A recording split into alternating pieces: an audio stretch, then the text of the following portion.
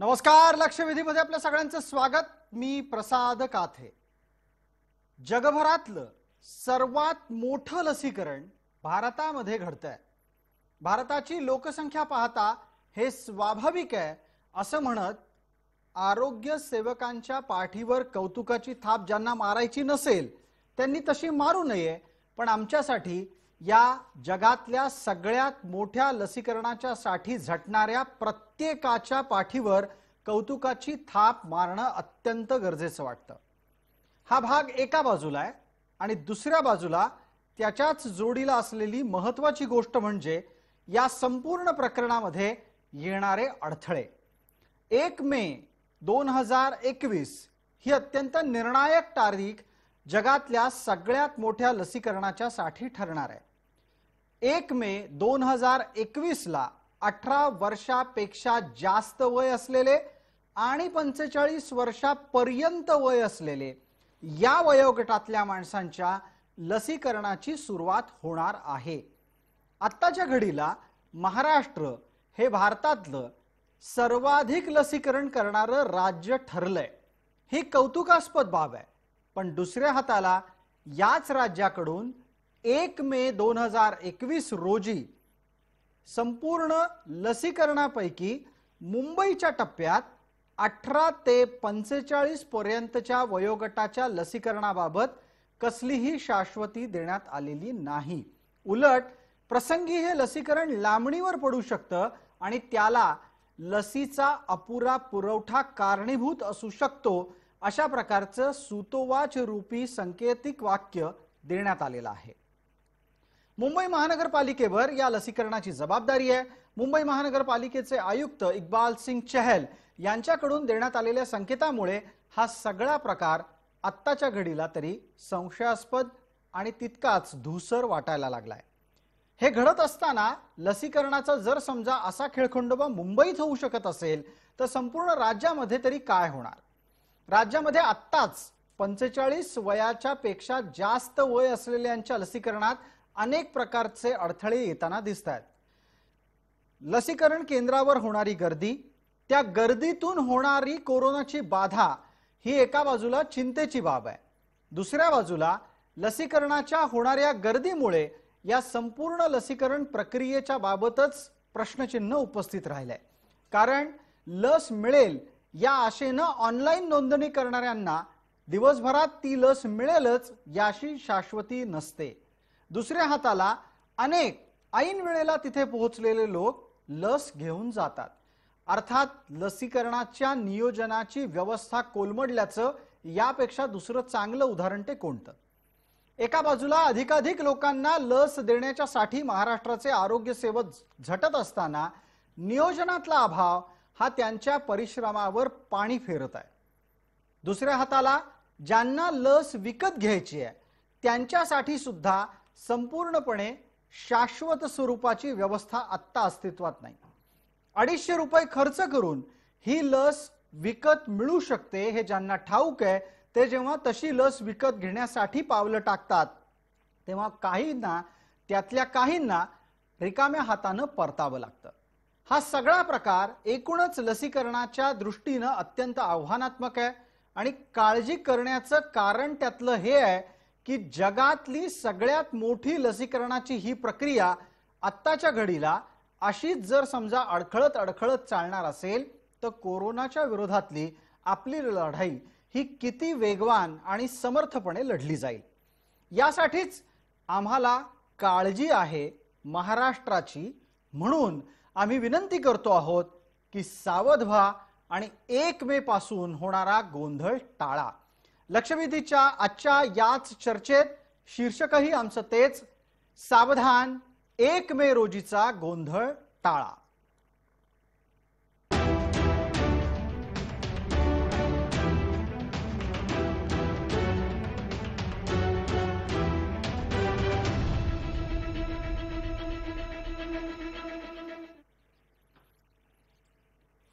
या चर्चेला सुरुवात करण्याच्या पूर्वी लसीकरणाच्या निमित्तानं एक मोफत लसीकरणाचा विषय सुद्धा जन्माला आला आणि त्या लसीकरणाच्या मोफत करण्यावर मविया आणि त्यात सुद्धा राष्ट्रवादी काँग्रेसमध्येच काय मतभेद आहेत ते अतिशय स्पष्टपणे समोर आले।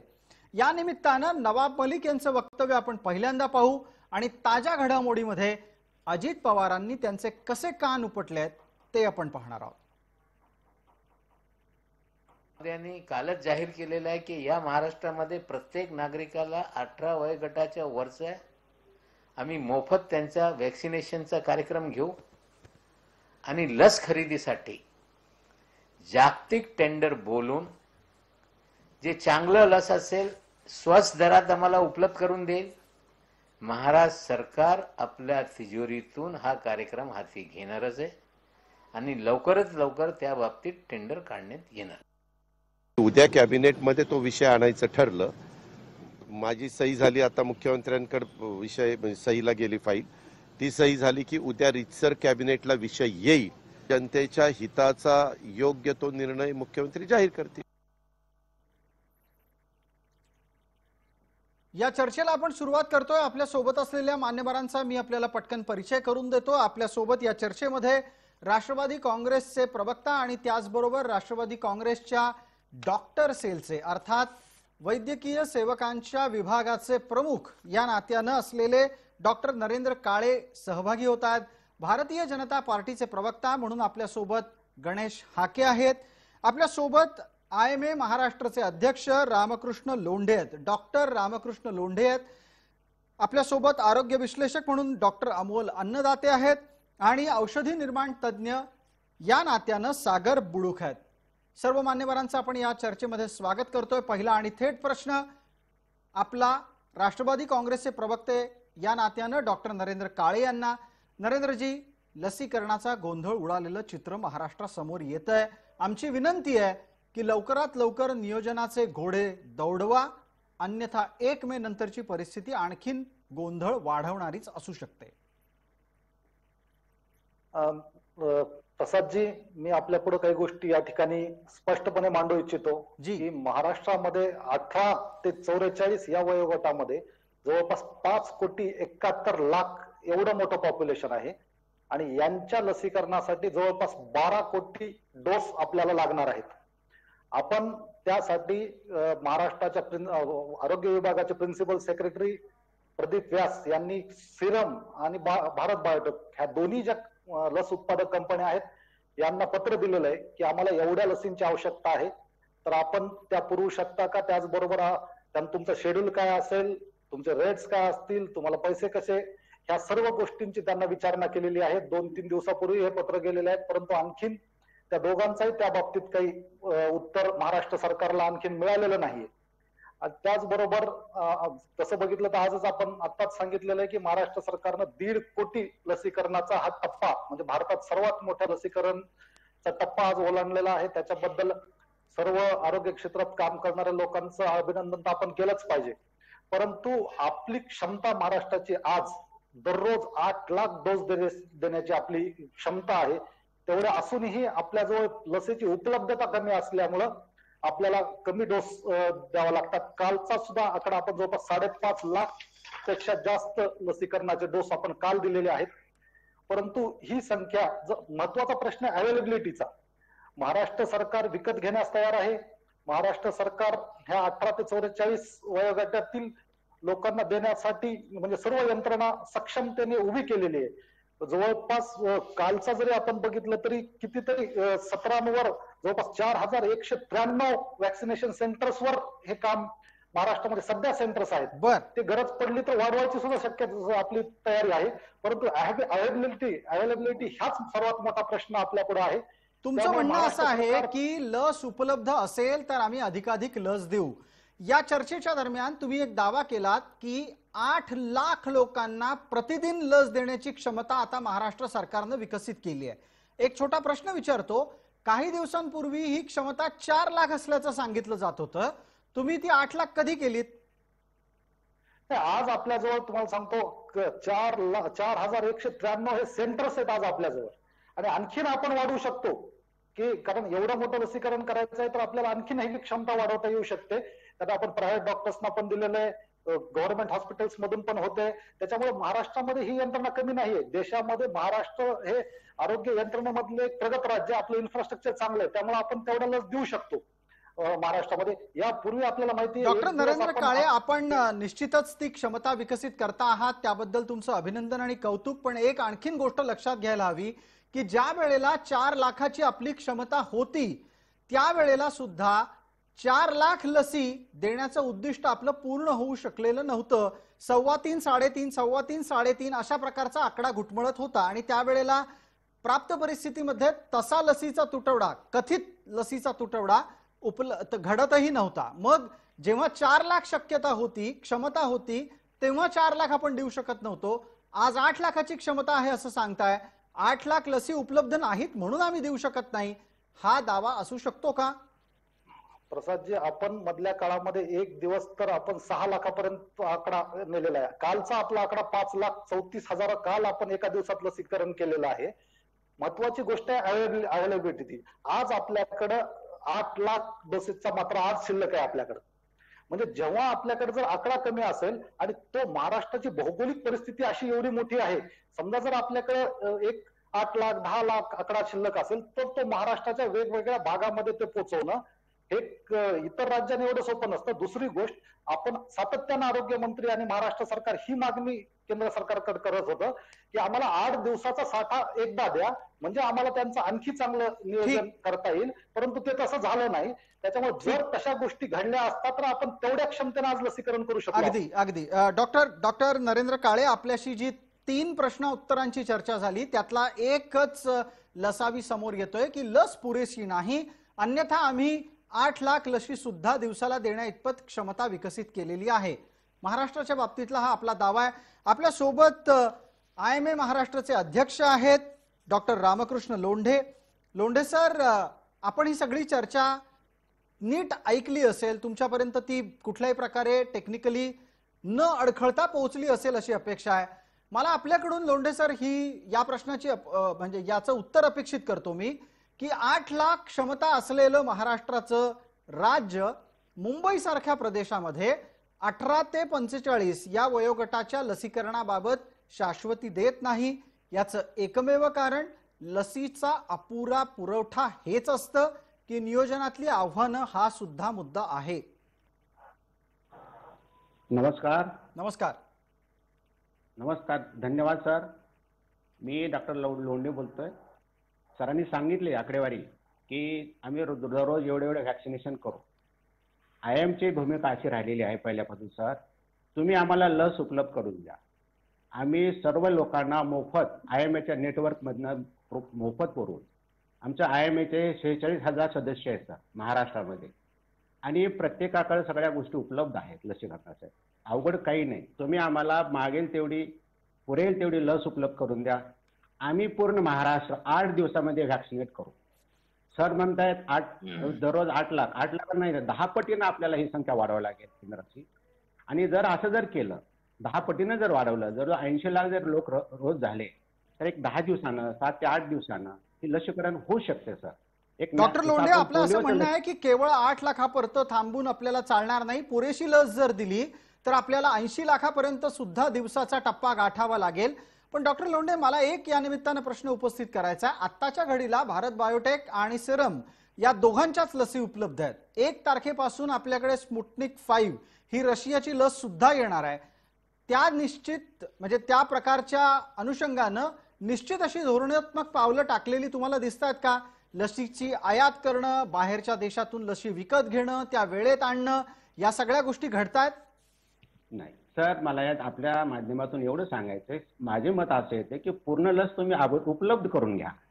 आपल्याला डोस किती लागते, आपल्याला डोस किती उपलब्ध आहेत, आपल्याला डोस किती उपलब्ध होणार आहेत, पूर्ण साठा उपलब्ध करून घ्यावा आणि त्यानंतर आव्हान करावं पब्लिकला. आपण 1 तारखेला डिक्लेअर करू शकता आम्ही देऊ म्हणून, पण लसीकरण मला वाटतं पूर्ण क्षमतेनं सुरू होईल. कारण लस नाहीये, आमची इच्छा खूप आहे, आम्ही लढायला तयार आहोत, पण आमच्याकडे शस्त्रच नाही आहेत, अशातला भाग आहे. ठीक आहे. माझं मत असे तर पूर्ण लस आपण हस्तगत करावी, प्रोक्युअर करावी, खातरजमा करावी आणि त्यानंतर आपण ही पावलं उचलावी. ठीक आहे.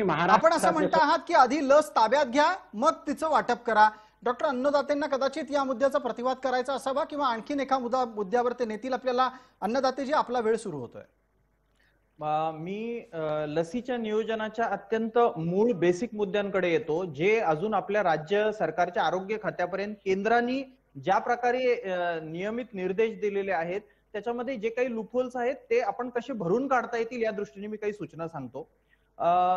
पहिली गोष्ट, केंद्राने एक दोन गोष्टी अशा सांगितलेल्या आहेत की 1 मे नंतर सेंटर कडून जी लस राज्याला येणार आहे ती समसमान वाटप सगळ्या राज्यांना करण्याच्या व्यतिरिक्त ते त्यांच्या पातळीवर 600 कोवॅक्सिनची किंमत ठरवून दिली आहे 600 रुपये, कोविशिल्डची किंमत ठरवून दिली आहे 400 रुपये स्टेटसाठी, ते खरेदी करू शकतात.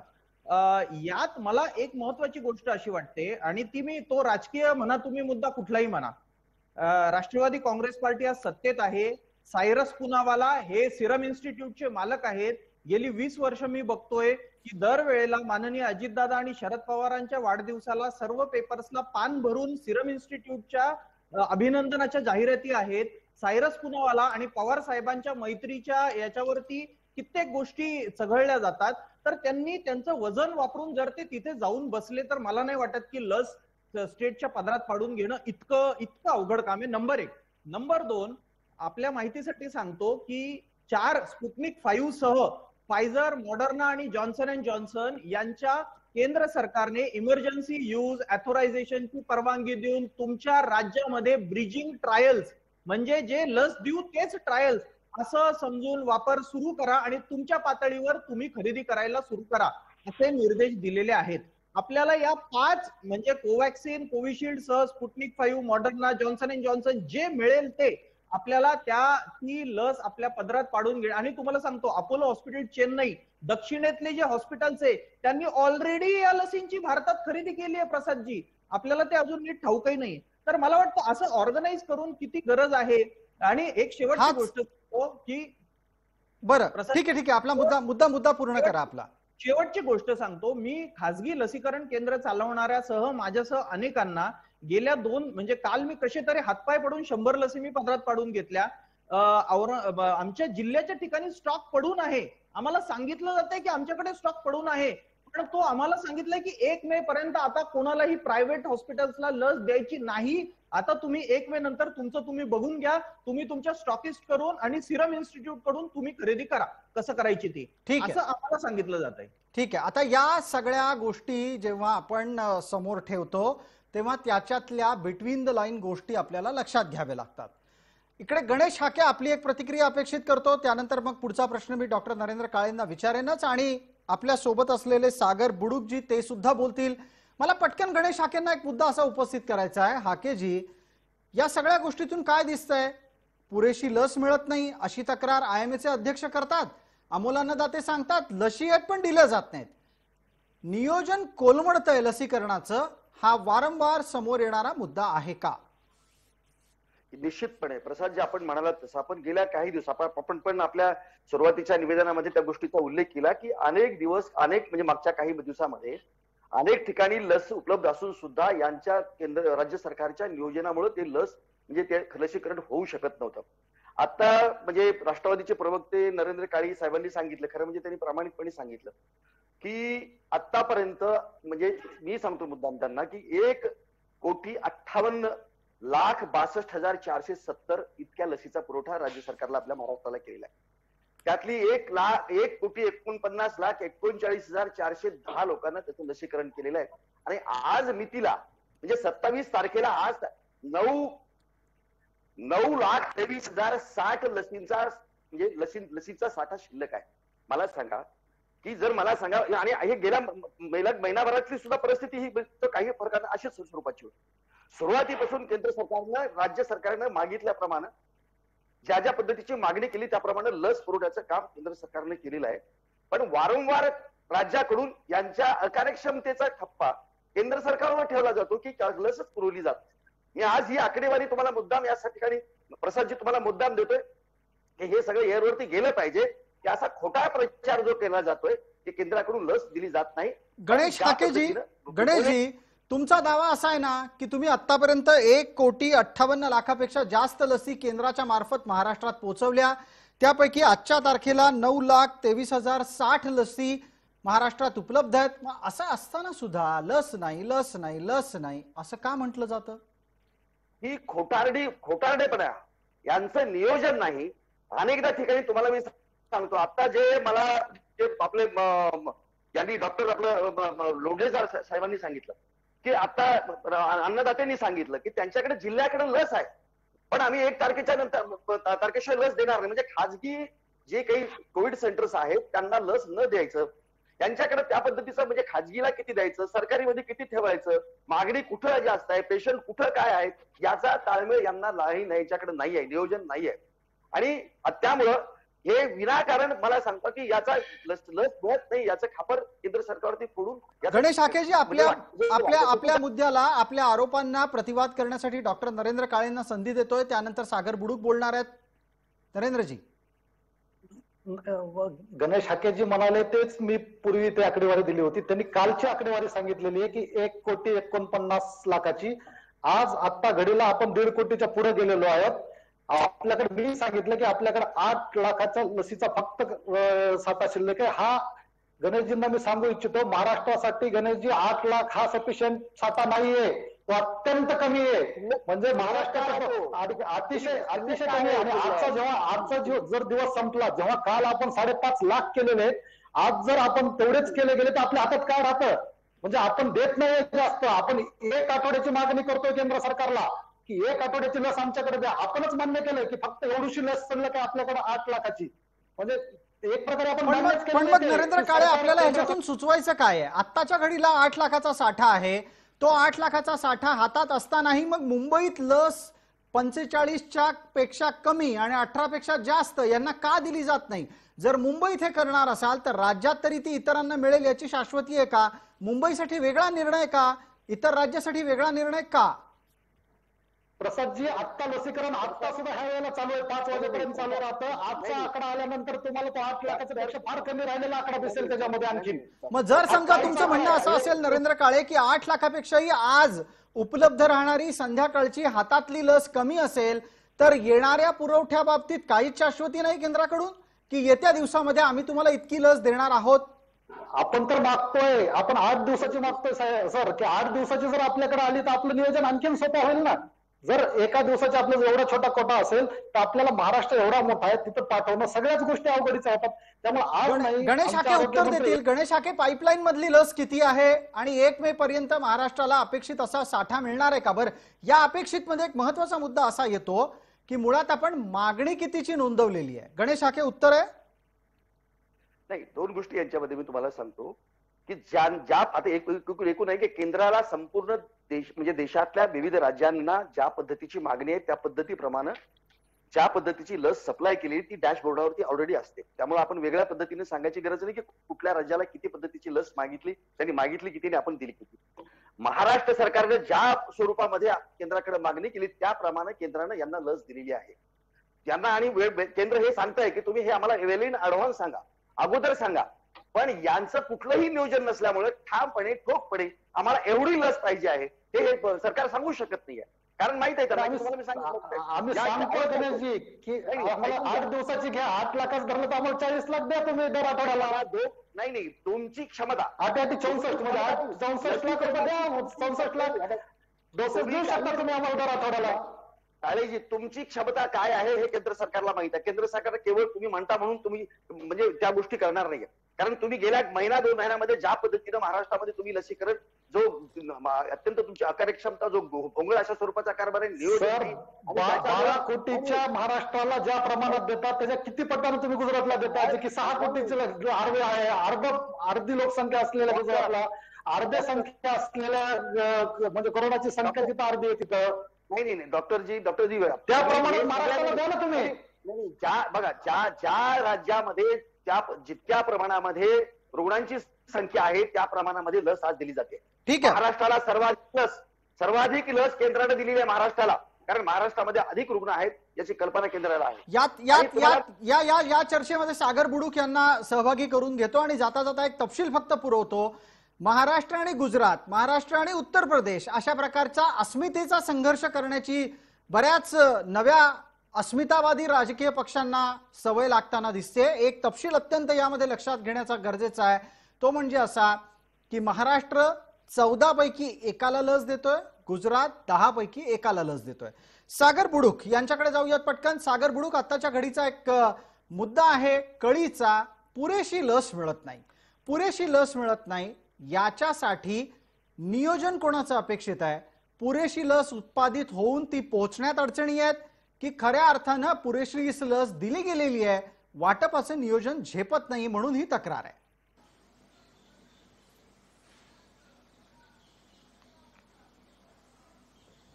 हा मुद्दा असा आहे की सिरम साधारणतः महिन्याला 6 कोटी लस तयार करत आहे.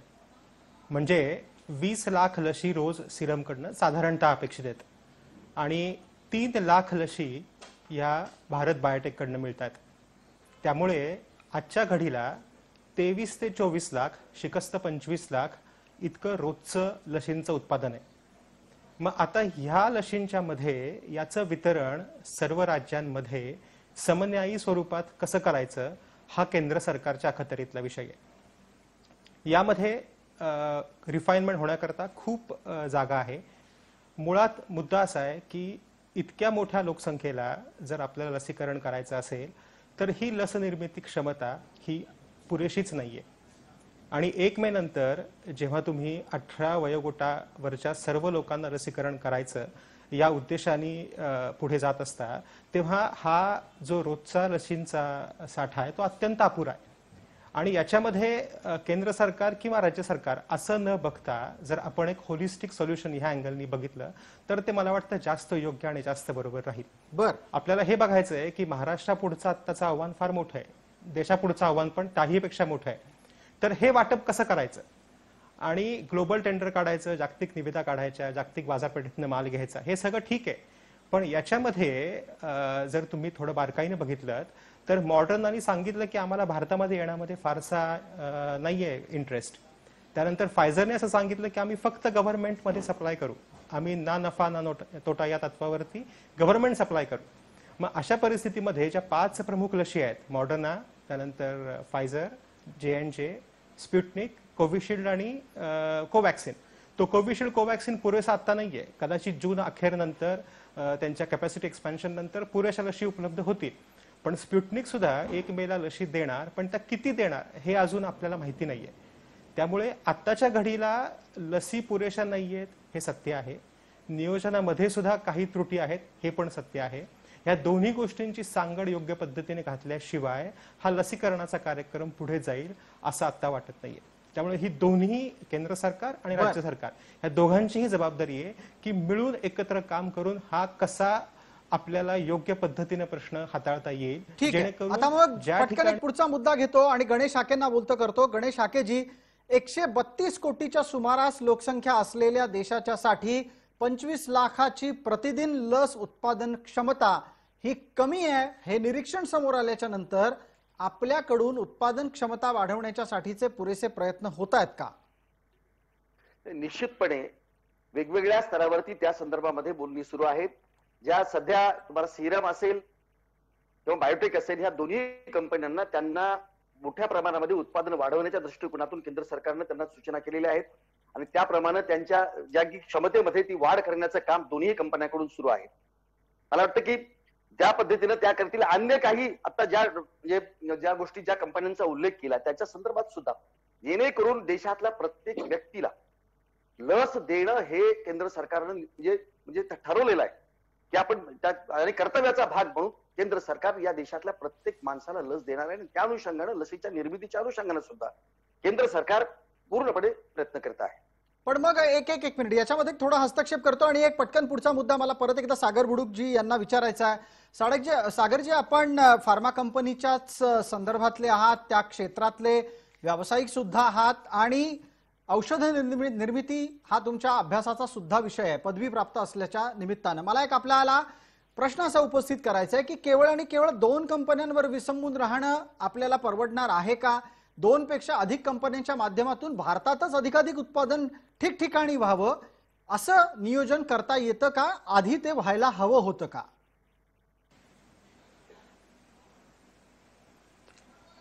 तुमचा अगदी उचित प्रश्न आहे या संदर्भातला.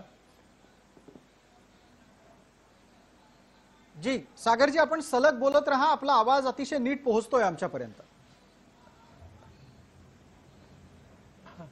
तुमचा अतिशय उचित प्रश्न आहे. कॅपॅसिटी एक्सपान्शन हे व्हायलाच पाहिजे. 2 कंपन्यांवरती अवलंबून राहून इतक्या मोठ्या लोकसंख्येला लसीकरण होऊ शकत नाही, ही वस्तुस्थिती आहे.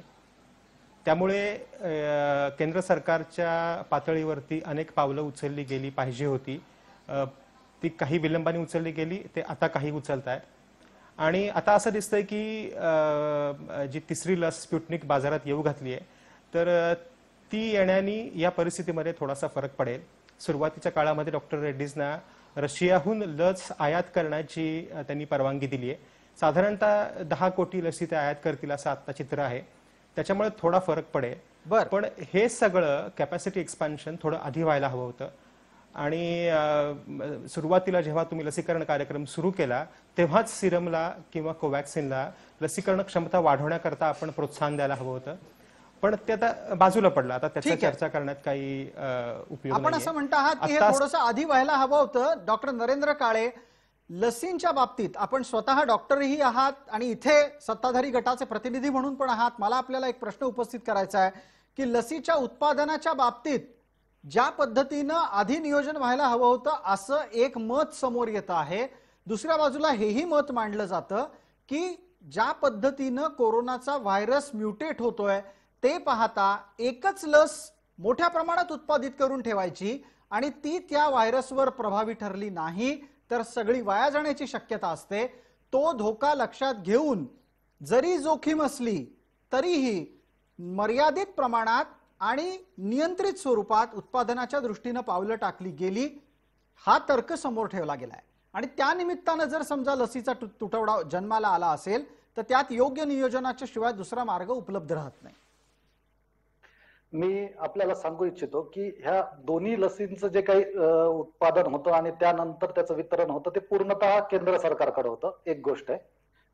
त्याच्यामुळे केंद्र सरकारने देखील याच्यामध्ये उत्पादन वाढीसाठी विशेष प्रयत्न करणं गरजेचं होतं. आता महाराष्ट्र सरकारने आपल्याला माहिती हाफकिनसाठी देखील परवानगी मागितलेली आहे लस उत्पादित करण्याची. त्यांना ती मिळालेली आहे. ते पण त्याच्यामध्ये आता पुढे पावलं टाकतायत. म्हणजे एक उत्पादन करणारा एक त्याच्यामधला प्लेअर काही इतक्या लवकर जरी शक्य नसलं तरी काही दिवसामध्ये ते 100% येतील.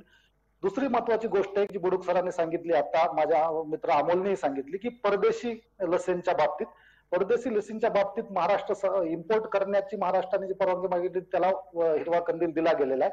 आणि येणारी जी कॅबिनेटची मीटिंग आहे त्याच्यामध्ये महाराष्ट्र सरकार त्याच्या नियोजनाबद्दल निर्णय घेणार आहे किंवा परदेशातून घ्यायची तर त्याची प्राइस काय असेल, आपण कशा पद्धतीने हे करायचं, ग्लोबल टेंडर कसं करायचं. त्यामुळे हे वॉर फुटिंगवर महाराष्ट्र सरकार करत आहे. कारण महाराष्ट्र सरकारची तीव्र इच्छा आहे की 1 मे पासून महाराष्ट्रामध्ये हे तरुण मुलांचं लसीकरण चालू झालं पाहिजे. त्याच्यामुळे बाहेरून जरी लस मिळाली तरी विकत घ्यायची महाराष्ट्राची तयारी आहे.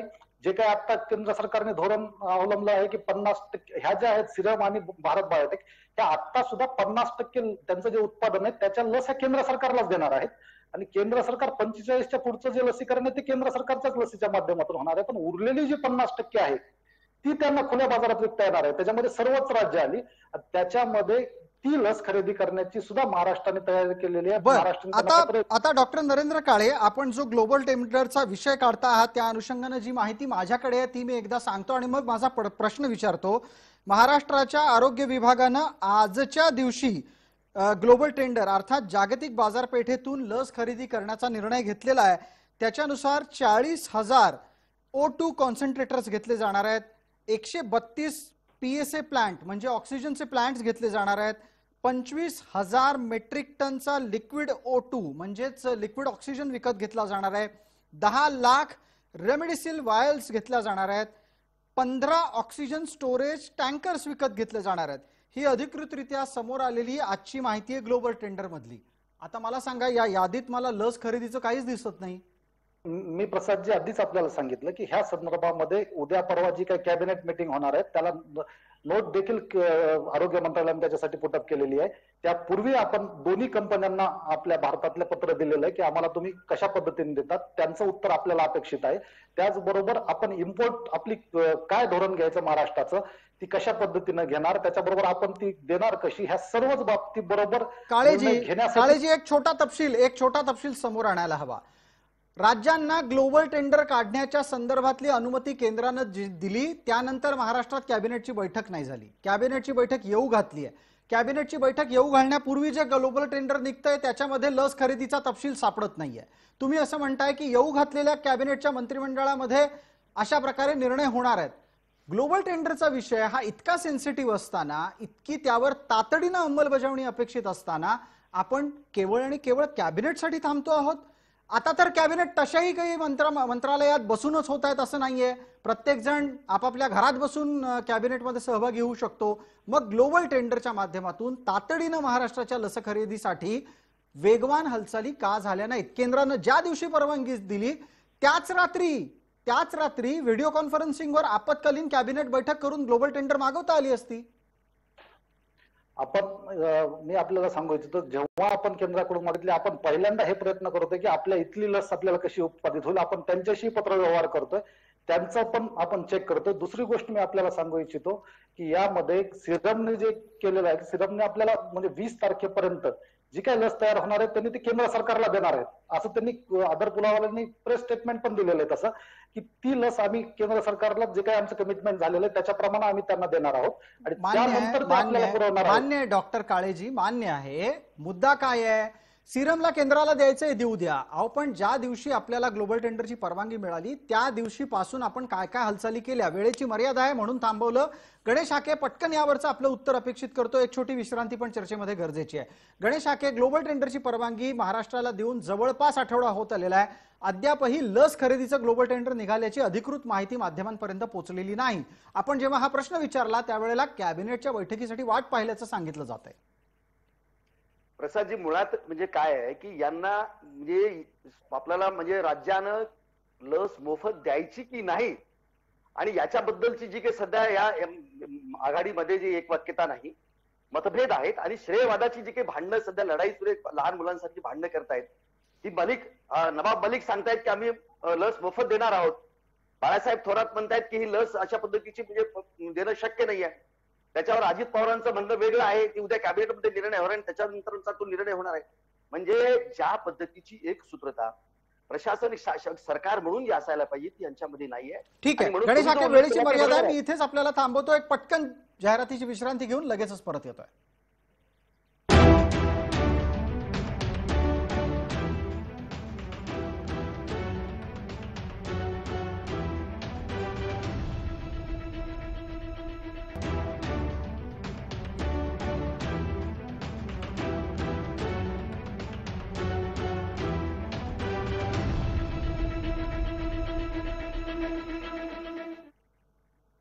नमस्कार. लक्षवेधीच्या दुसऱ्या भागामध्ये आपलं सगळ्यांचं स्वागत. थेट आपण जातोय डॉक्टर अमोल अन्नदाते यांच्याकडे. डॉक्टर अमोल अन्नदाते, चर्चेच्या आधीच्या भागाच्या शेवटच्या टप्प्यामध्ये महत्त्वाचा मुद्दा आपण उपस्थित केला. तो असा होता की ज्यांना ग्लोबल टेंडर काढायची परवानगी मिळाली त्यांच्याकडून तशा प्रकारची सत्वर कारवाई झालेली नाही हे आता समोर येत आहे. आता मला सांगा डॉक्टर अन्नदाते, ग्लोबल टेंडर लस खरेदीचं निघायला जितका उशीर लागेल त्याचा परिणाम काय होईल?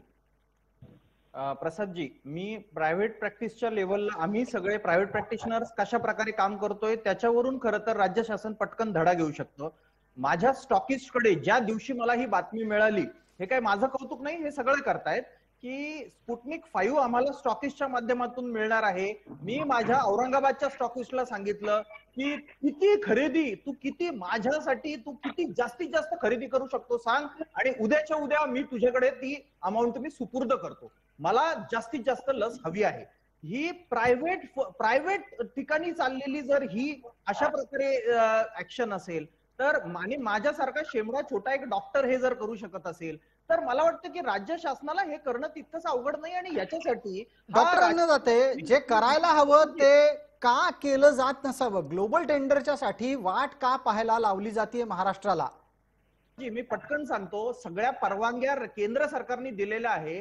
कागदपत्र नाचवणे आणि याच्यामध्ये वेळ न घालवता मला वाटतं की 3 बलाढ्य पक्ष आज सत्तेत आहेत आणि माननीय शरद पवारांचं वजन एवढं आहे की अहो त्या पुतीनच्या शेजारी पण यांच्या ओळखीचा निघेल. त्या गॅमालिया इन्स्टिट्यूटच्या बाहेर यांनी आदेश द्यायला पाहिजे की अजितदादा, सुप्रियाताई, जयंत पवार तुम्ही जा रशियाला आणि मला जोपर्यंत तुम्ही लसीचं टेंडर फायनल करून येत नाही तोपर्यंत येऊ नका, बंद करा पत्रकार परिषदा, बंद करा बैठका. याच्यासाठी प्रचंड कारण अख्खं जग या लसींच्या मागे हो.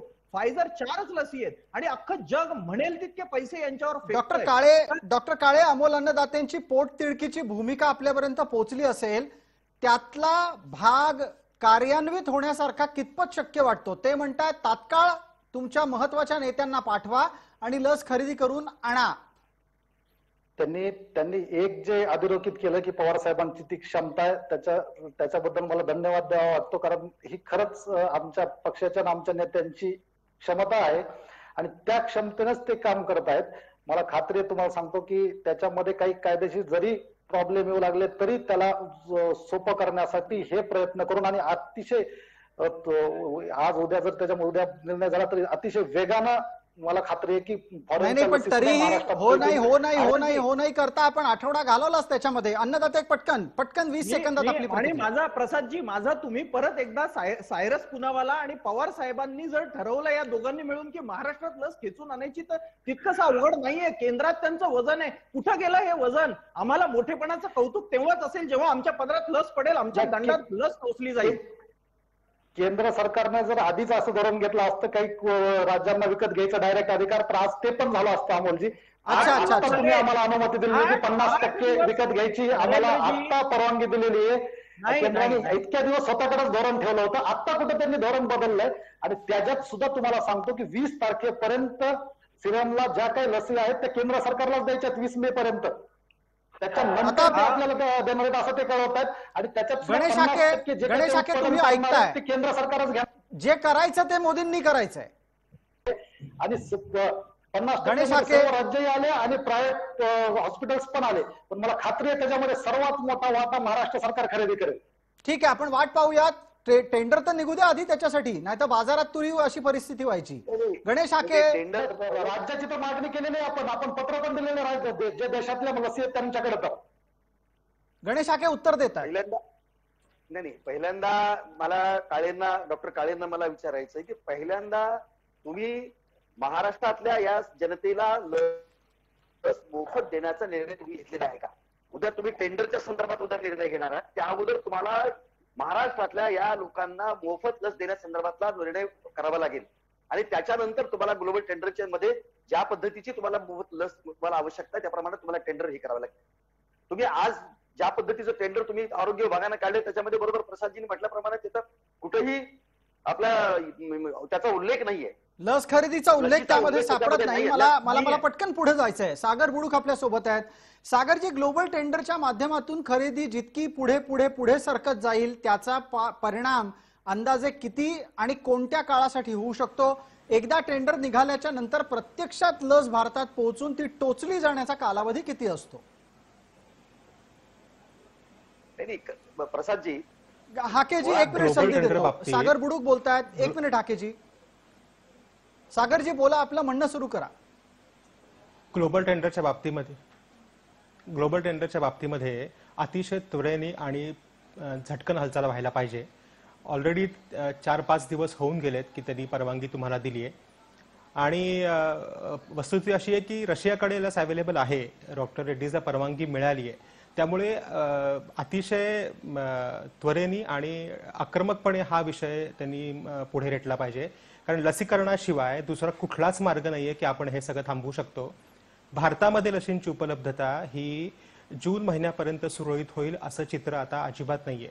त्यामुळे तुम्हाला लसींची आयात करण्याशिवाय दुसरा कुठलाच मार्ग नाहीये आणि जर तुम्ही आयात करणार असाल तर ग्लोबल टेंडरच्या माध्यमातून तुम्हाला अतिशय सत्वर आणि आक्रमकपणे या लसींचं नियोजन केलं पाहिजे. अतिशय सत्वर आणि आक्रमकपणे आपल्याला महाराष्ट्राला लसी मिळवायला हव्यात. आता इथे मुद्दा उपस्थित राहतो की ज्यांना आता महाराष्ट्राच्या अस्मितेचे नवे नवे कोंब फुटू लागलेले आहेत ते आता खऱ्या अर्थानं महाराष्ट्रासाठी काय करतात ते बघावं लागेल. डॉक्टर अन्नदाते, आपण आणि डॉक्टर लोंढे यावर बोलणार आहात.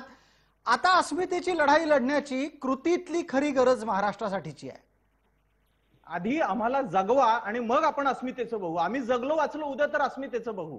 आणि मला अजून एक मुद्दा सांगायचा आहे. एक लक्षात घ्या, केंद्र सरकारने जाहीर केलं, माननीय आरोग्य मंत्र्यांनी आज 2 तासापूर्वी पत्रकार परिषदेत जे सांगितलं की आम्ही केंद्राला पत्र दिलंय पुढच्या लसीच्या याच्या बाबतीत. त्याच्यामध्ये तुम्ही म्हटल्याप्रमाणे त्या ग्लोबल टेंडरिंगचा किंवा त्या किती ऑर्डर आपण मागितलीये, आपण मॉडर्नाला, जॉन्सन अँड जॉन्सनला, स्पुटनिकला काय रेट कोट केलाय, किती आपण त्यांच्या लसी मागितलाय, त्याची आपलं डेडलाईन आपण त्यांना काय मागितलीये आणि त्यांच्या कंपनीजकडे आपण फॉलोअप साठी कुठली यंत्रणा उभारली याची कुठलीही माहिती नाही. आणि मला नाही वाटत हे अगदी डॉक्टर अन्नदाते, या निमित्तानं तर एक आणखीन मुद्दा उपस्थित होऊ शकतो की ग्लोबल टेंडर सार्वजनिक करावं, नाहीतरी ते ग्लोबल आहेच. मी तुम्हाला सांगतो उशीर का होतोय. खरेदी, मला माझं म्हणजे आतापर्यंतच्या खरेदीचा इतिहास या महाराष्ट्राचा तुम्ही काढा, अत्यंत संतापजनक. आता या विषय काढायची वेळ नाही. अगदी अन्यथा औषधं आणि वैद्यकीय वस्तूंच्या खरेदीमध्ये काय चालतं याची एक स्वतंत्र चर्चा आपल्याला करता येईल. डॉक्टर लोंढे, एक प्रश्न आपल्यासाठी उपस्थित करतो. तुमच्या विविध पातळ्यांवर जी माहिती पोहोचते आहे त्या अनुषंगानं लस घ्यायला आलेला लस न मिळता परत जातो, त्यावेळेला त्याची भावना काय असते? कारण ही भावना 1 मे पासून वाढीस लागेल अशीच आम्हाला चिंता आहे. चर्चा ऐकतोय मी आणि पहिल्यांदाच मी ह्या प्रोग्राम मध्ये सामील होतोय. मला असं म्हणायचं आहे, तुम्ही तुमचे राजकारण बाजूला ठेवा. सगळे जे अन्नदाते म्हणाले, आमचे मित्रच आहेत, ते पेडियाट्रिशियनच आहेत, तुम्ही तुमचे सगळे कॉन्टॅक्ट वापरा, तुमचं वजन वापरा आणि माझ्या भारतातले, माझ्या शेजारी पाजारी लोक जगवा. आणि लसीशिवाय दुसरा पर्याय नाही. रात्रंदिवस तुम्ही लस तयार करा, सगळे काम बंद ठेवा आणि लसीचा पुरवठा जर जास्त झाला तरच आपण काम करू शकू. तुम्ही आम्ही काही दिवसानं लस जर घेतली तरच आपण एकमेकांचे चेहरे बघू किंवा आवाज बघू. नाहीतर पहिल्या काळात जसं प्लेग आहे, महामारी आहे, तुमचा कॉलरा आहे, लोक प्रेत उचलायला पण सापडणार नाही. सध्या कंडिशन आमच्या तालुक्याच्या ठिकाणी आहे. अगदी डॉक्टर रामकृष्ण लोंढे, आपण अत्यंत संवेदनशील स्वरूपाचं वक्तव्य केलं आणि त्याच निमित्तानं त्याची गांभीर्यता सुद्धा अधोरेखित केली. डॉक्टर नरेंद्र काळे, आपल्या नेतृत्वाचं कौतुक झालं, ते निश्चितच करण्याजोगं आहे. आता त्या कौतुकाच्या निमित्तानं येणाऱ्या जबाबदारीचं काय? मी तुम्हाला आणि आपल्या चॅनलच्या माध्यमातून महाराष्ट्रातील जनतेला सुद्धा सांगतो, ज्या पद्धतीने आपण आतापर्यंत लसीकरणामध्ये देशामध्ये पुढे आहोत, मी तुम्हाला सांगतो की पुढील काळामध्ये देखील 18 ते 44 वयोगटातल्या लसीमध्ये सुद्धा खरेदी करून लस देण्यामध्ये सुद्धा महाराष्ट्र देशामध्ये सगळ्यात पुढे असेल. टार्गेट सांगा सरकार. डॉक्टर काळे, टार्गेट सांगा, किती लसी महाराष्ट्राला खरेदी करायची तयारी करण्यात आलेली आहे? कारण आपले आरोग्यमंत्री काय सांगतात, तिजोरीतला पैसा कमी पडू दिला जाणार नाही.